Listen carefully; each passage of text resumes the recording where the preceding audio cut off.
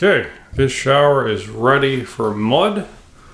Walls are pretty much 100% waterproof. What we're gonna do is actually paint 2 coats of Hydroband over all the seams and corners and 1 coat over the fasteners. That way, just a little added protection for waterproofing. Can't go wrong with that.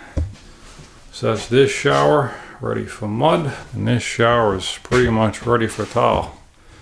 Again, we might do Hydroband in here, but really not necessary for a tub. It's already waterproof, but we might just hit it with 1 coat of Hydroband on the corners and seams and fasteners. Just allow the thin set to bond a little bit better. It bonds to the ceiling pretty good, but the Hydroband it bonds even better. So that's what we're gonna do here. So this one is pretty much ready to go. And Tony Collette, Woman?